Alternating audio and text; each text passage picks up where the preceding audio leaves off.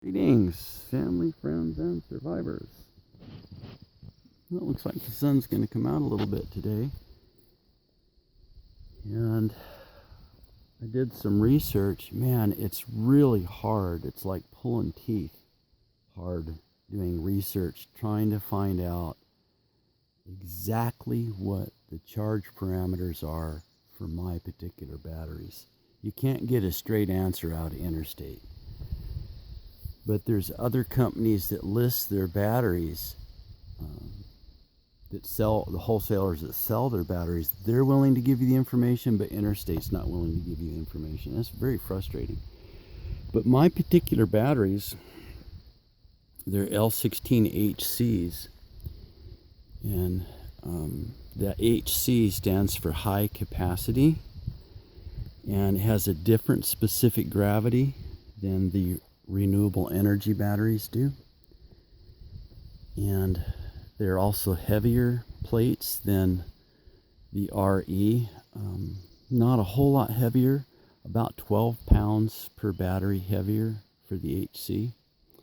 And I've been absorbing my battery bank at 30 volts, of course temperature compensated. But I finally got some evidence that they actually want 31 volts. That's huge difference. That means for 4 years I've been charging my batteries with the wrong parameters, if the evidence that I've recently found is true. And of course it's supported by the mysterious Sandia Laboratories study, government study, which I found excerpts of, but never been able to find the actual study itself. So let's go in and see what it's doing. So I just got out the laptop and did a custom program on this guy and brought the absorb voltage up to 31. Of course, it's easy to do with the Midnight and easy to do with the Outback. Takes a laptop and a serial port to do it with a TriStar. Kind of unfortunate, but that's the interface they give you. And by going up to 31 volts, of course, we're going to see my amps go way up when I'm in absorb. So we'll see what happens. A little while ago I was way over a C10 charge rate. I was, I think, 115 amps, but then again the batteries are nearly full by the time the sun is high. We'll be in absorb in the next 10 minutes and the sun's way over there. Long before I get max amps over here, which could be as high as 180 amps. 200, as I said before, is laboratory testing for maximum current for each panel. But I've seen 160, and 180 is certainly conceivable, and much higher with edge of cloud effect. But it's really not long enough to heat the batteries up, and that's the number one thing that we want to watch. So long before noon, long before I get full sunlight on the panels, they're already tapered way down in their absorb cycle, if not finished all the way to float. So yes, I am over a C10 charge rate, but not for very long. But by pushing those the volts up in absorb from 30 to 31, we're going to see the amperage much higher when it first goes into absorb. So we'll see what happens. Unfortunately, I didn't make this discovery 4 years ago. Not that I didn't look for it. I really did look for it. And just finally had to make a decision. I'm going to go ahead and push it up there. Well, one of the things was, with 1400 watts, that original array, I wasn't going to be able to finish the absorb cycle at 31 volts anyway for most of the year. In the 3-4 months out of the year I probably could, which is the 1400 watts. But now we have 4800 watts. It's a very easy thing to do most of the year. 9 months anyway. Very easy to finish off that absorb even at 31 volts. So at a 48 volt system, that's what, 62 volts for absorb. Anybody else out there with 48 volt system running at 62, or an absorb, or a 24 volt system running at 31? Let me know. So for a 12 volt system, that's really, it's 15.5 for absorb, and that's 16 for the equalize mode.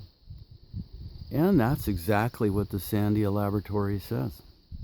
So we'll see what happens. I have discovered a little bit of sulfation, not alarming by any means, but I see the crystals present on some of the plates, and I'm pretty sure I know what I need to do. So my oldest battery here has been in service since 4 of 14.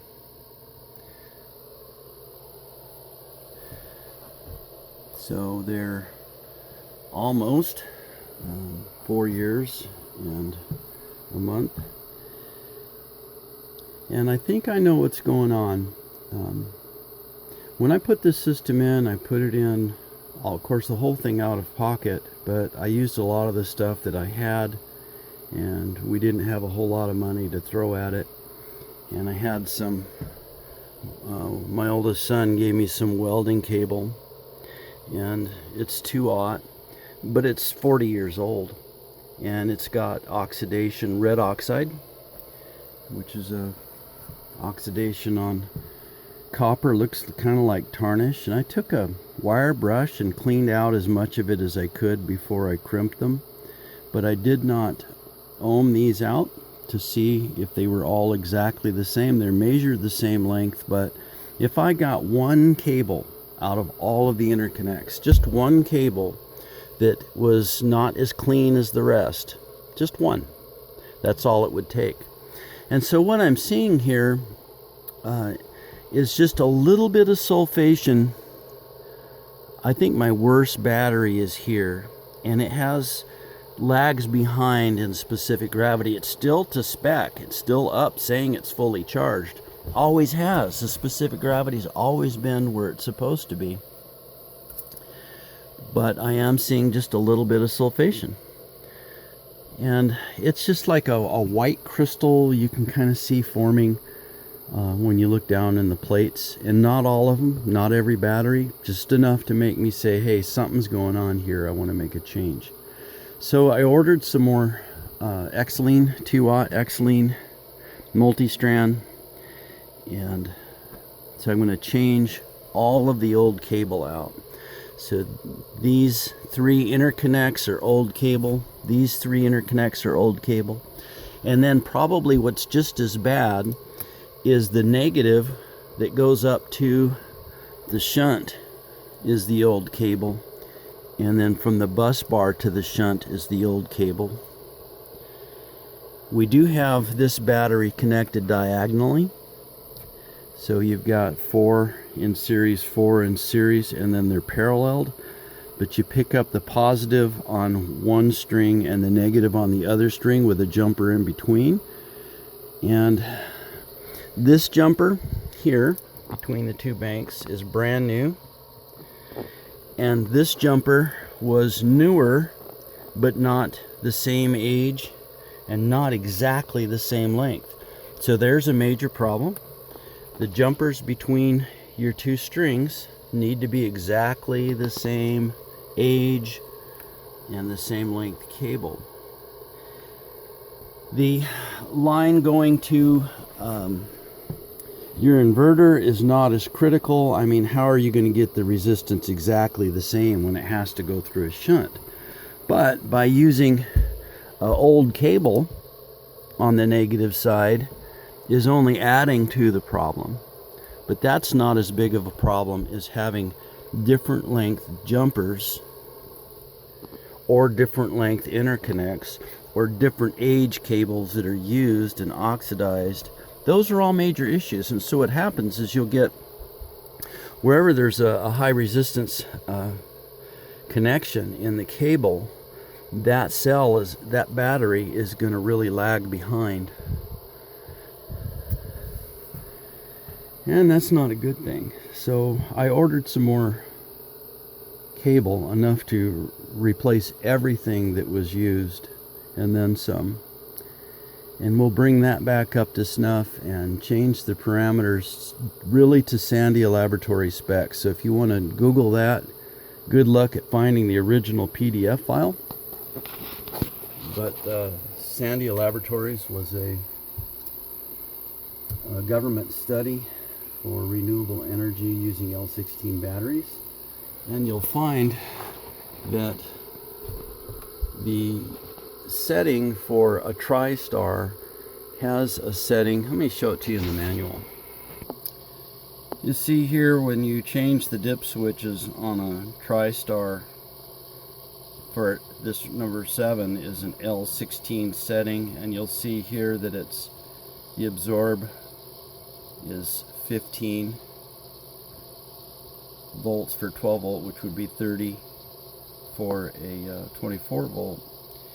And at the end of the book here, it tells you that this L16 setting is based on discoveries from the Sandia Laboratories test, though they don't give you the test. And I've found a couple of battery engineers that have posted excerpts, but I've never found the entire test. But they kind of highlighted everything for me, and I've made the changes, and then discovering what the absorb voltage is supposed to be for these particular batteries, which I've never been able to get from Interstate directly.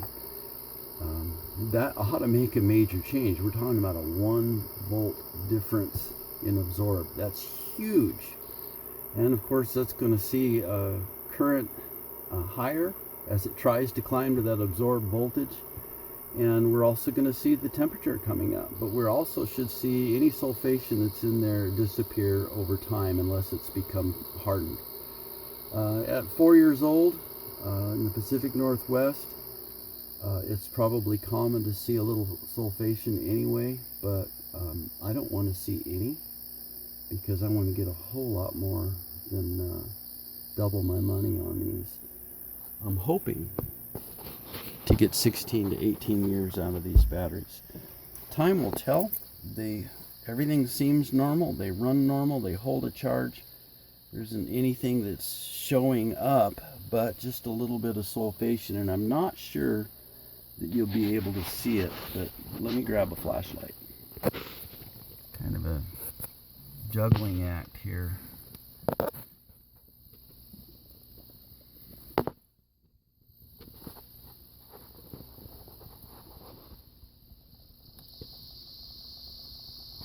Let me try a different battery. If your battery flashlight is too bright, there's so much glare on the water. If you're doing it while it's charging,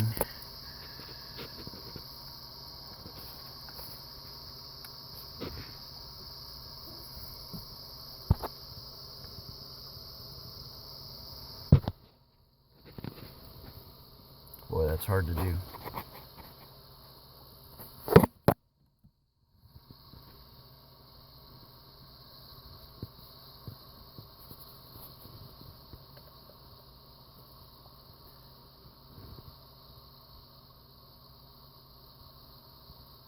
I don't know if that's coming out, but with the naked eye, I can see some fuzz on those plates. And that's not a cool thing. I mean, to me, I don't want to see that ever. I'd rather see a battery that maybe is being effaced from shedding over time. But if you're seeing any sulfation, which is sul part comes from the sulfur crystals, then that part of the battery that has those crystals on there, it hasn't reabsorbed back into the electrolyte. And if it stays that way long enough, it gets hard, and then no amount of machinations is going to convert it back into electrolyte. So the idea is catch it as soon as possible. And the conflicting part about the Sandia Laboratories is one of the engineers says he likes to run them hot, and he doesn't specify between battery temperatures and voltages. And it's a 2002, I believe, government test.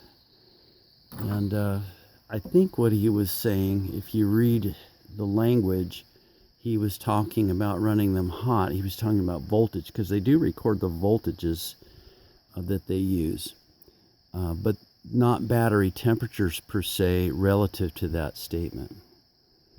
So from what I've experienced and others that are off-grid, they talk about batteries lasting longer when they're physically cooler. And heat is your enemy, but not necessarily voltage is your enemy. But voltage creates heat, so the two are related. So having a controlled atmosphere where the batteries aren't overheated from ambient temperature.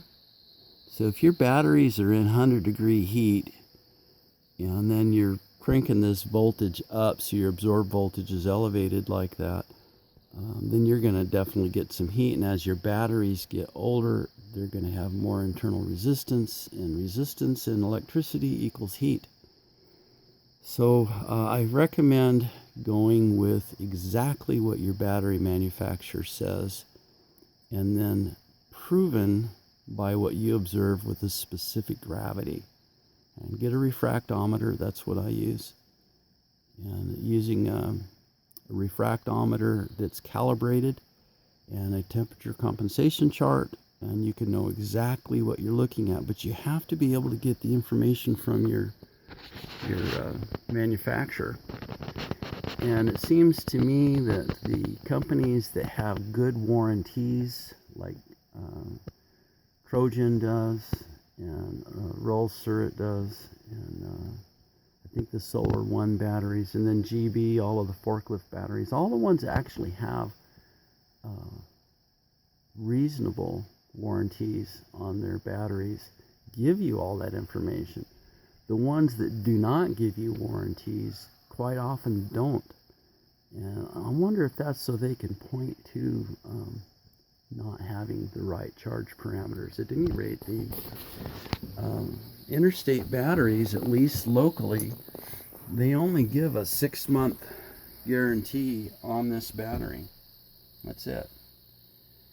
But they're also less expensive than a Trojan in this area. In my area, Trojan is almost $100 a battery more. If you're on the other side of the Continental Divide, you're going to be able to get it Trojan batteries for the same price that I paid for these. It just depends on where you are in the country. On the West Coast, shipping is so high for a flooded lead acid, because it's a hazardous material shipping. It's just, you better have a battery company that manufactures on the West Coast as a maiden distributor. So US Battery, Interstate Battery on the West Coast seem to be the guys that have the market on this thing. So if you wanted to go AGM or something like that, then yeah, you can get batteries shipped for a lot cheaper, but then you're paying more for an absorbed glass mat battery. So that's probably more than any of you wanted to know. But I'm being honest with you and sharing with you what I've discovered. And yes, I am making a major change, and I'll let you know how it goes. After 4 years, I've got 2 changes that are major. One, we've added a whole lot of solar. 2, I'm changing the charge parameters. Let you know how it goes. The dog's waiting on me, so I gotta go. Have a blessed day.